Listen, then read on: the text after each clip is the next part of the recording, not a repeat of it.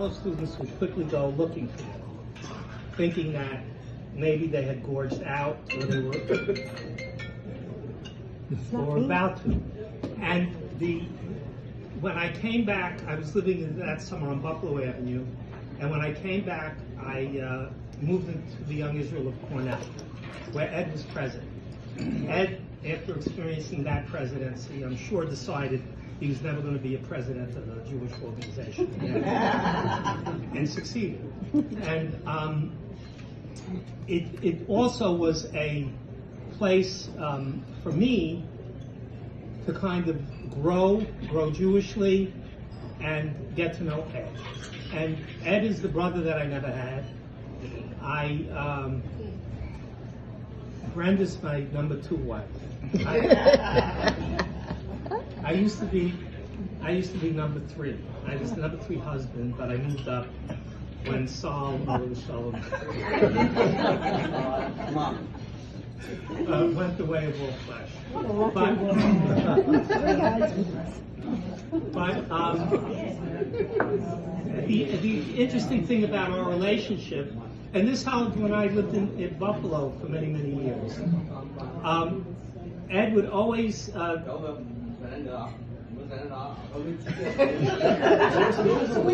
Japanese. Chinese and Japanese are very far apart linguistically.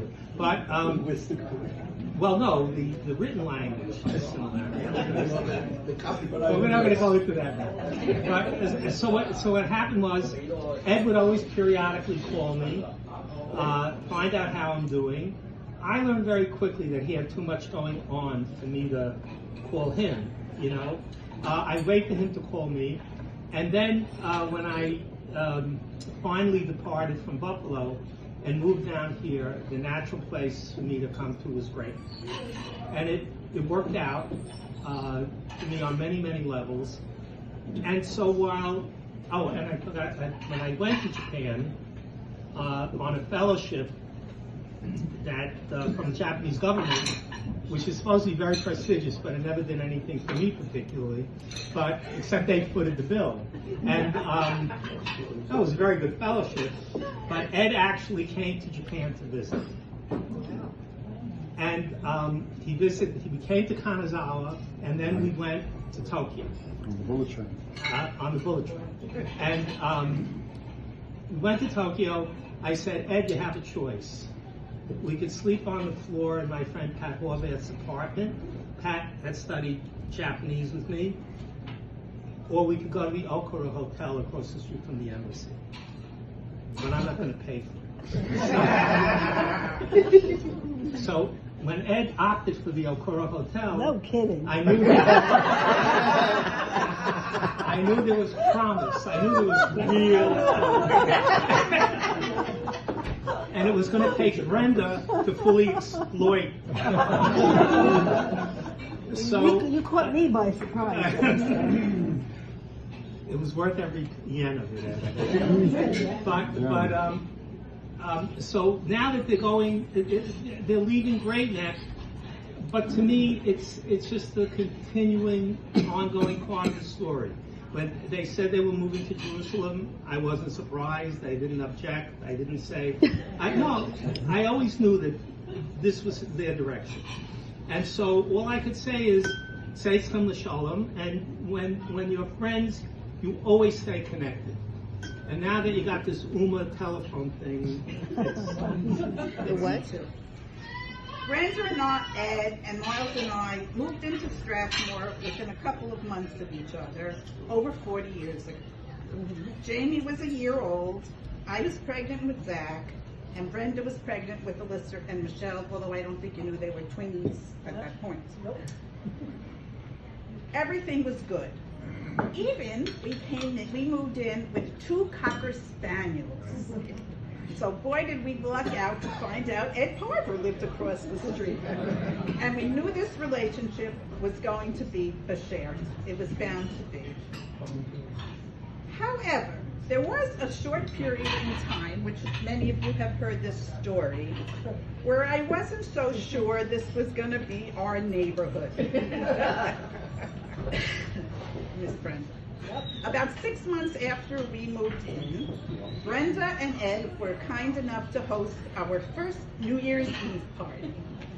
We were a very small group then. I think it was Susan, Magda, and Carol and Stephen. I think that was it, right? You and me. It was the beginning of the Mahjong group, I guess, but at that point it was small. And the conversation was, is this kosher? Is that kosher? I don't know about the kashrut in this place. I don't know about the kashrut in that person's house or this. And I looked at Miles and I got a little nervous. Well, then they started talking about the mitzvah. I said, oh boy, Howie, I'm in the right place.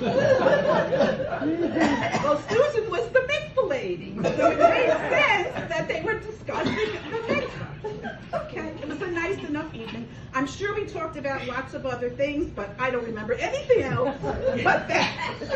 That's what I remember from that evening. And when we left and walked across the street, I turned to Miles and said, we're in the wrong community. This is not going to be for us. But we said, let's give it a chance. We'll join the shul, we'll give it a chance. And we stayed, and it turned out to be a great decision and a wonderful place to be. The Parvers are the family we don't have. Their kids are our kids, and our kids are their kids. We even consider Brenda's siblings and Ed's siblings our siblings as well. There was always an open door policy, and the kids always knew they could go back and forth whenever they wanted. Their kids knew that Wednesday night was Hunan night in our house. Pre-chosen, this was Hunan. And Brenda's kids knew that Wednesday night was Hunan night in our house. And it never failed for them to show up and enjoy the chicken and broccoli. Then there was the night that Zachary came home on a Thursday night and said to me, what's for dinner? And I said, French toast. And he said, French toast's not dinner. I said, well, that's what's for dinner tonight. He said, I'm going to Brenda. Right?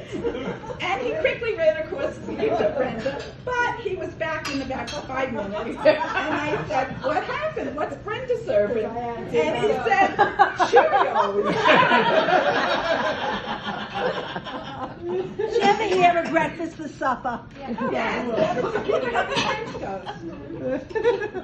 So I can just tell you that it was very hard for us when Brent Brunette left Strathmore for Kensington Gate.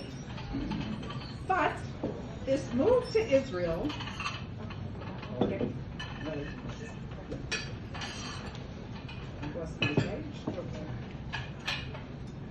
I lost a page, but I'll try it again. But this move to Israel for us works.